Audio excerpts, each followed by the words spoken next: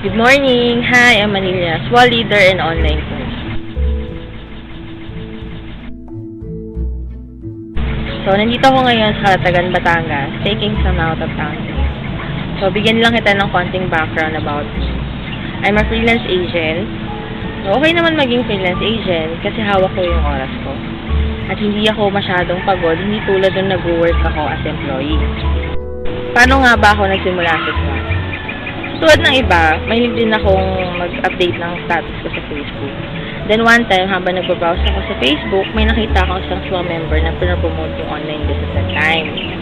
So, na-curious ako. So, I decided to look at it and browse it.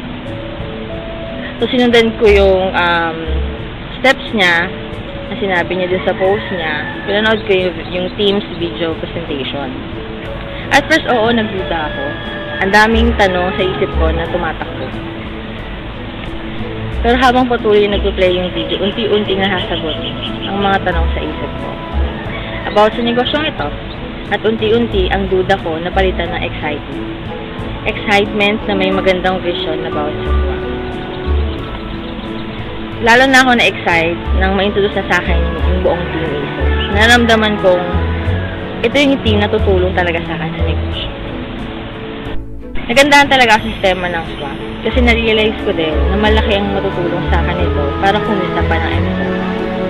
Kasi aminin man natin o hindi sapat ang mayroon ka lang single income para makapag-provide sa pamilya.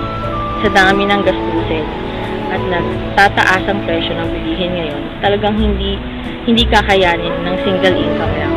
Ni mag-ipon, parang imposible.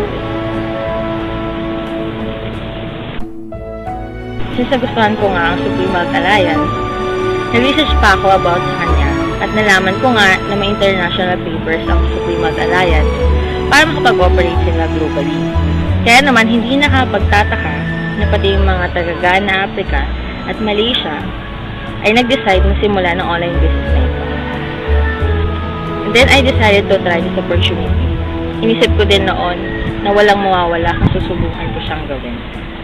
Baka nga may mangyari pang maganda kung susubukan kong gawin at seryosohin yung negosyo. Sayang din kasi yung oras ko since mahilig naman ako mag-Facebook. And why not maging productive naman ako online? At saka yung payment ko naman na yun ay may kapalit na e-books, SWA website, at SWA business account kung saan makikita mo ang earnings mo. Sobrang saya lang yung inaakala ko na pang part-time lang ang pwedeng kitain. Kasi dinaig pa talaga ng negosyo na ito yung mayroong regular work. Dito kasi kumita na ako ng $110 which is equivalent to 5,000 pesos, 7,500 pesos or $165 in one day. Kumita na rin ako ng 22,500 pesos or $495 noong first half of November. At 10,000 pesos or $220 noong first half of December. Sa totoo lang, ang total earnings ko sa business account ko ay $1,910 and still counting. Take note, part-time ko lang dito ginagawa kasi nga, I'm a freelance agent. So, no kasi sa akin ng SWA kasi online lahat. Hindi ko na kailangang bumiyahe pa sa opisina kasi I can do SWA anytime, anywhere gamit ang smartphone ko o di kaya ang laptop ko. Sa totoo lang, hindi lang naman financial freedom ang kayang ibigay ng SWA. Dahil kasi sa Supreme Wealth Alliance, you can experience time freedom din. Yung tipong kahit magbakasyon ka sa Hong Kong, Bohol at Palawan, ay may enjoy mo talaga. Kasi you own your time, walang time in, time out. Dito, naranasan ko na din yung all-expense vacation sa Davao, sa grand launch ng Supreme Wealth Alliance, kung saan na-meet ko din yung ibang leaders ng company. Ang maganda pa rin dito sa SWA ay may Team ACES, which is the team na tutulong sa'yo once na magsimula ka sa ganitong negosyo. Dito sa Team ACES, may Facebook group for help support system, kung saan ang mga SWA member ay malayang magtanong at matutunan ng mga steps on how to do the business, na para kahit bago ka pa lang, ay alam mo na kung paano simulan at gawin ang business ng tama. So sa mga hindi pa kasali, okay lang yan. Kasi sumali ka man o hindi, tuloy-tuloy pa din kami at yung pagkita namin. Nandito lang naman kami para mag-guide pag ginawa mo yung negosyo.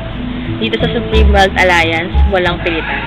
We are just here to share the good news na through Supreme Wealth Alliance ay nabibless kami kumita online.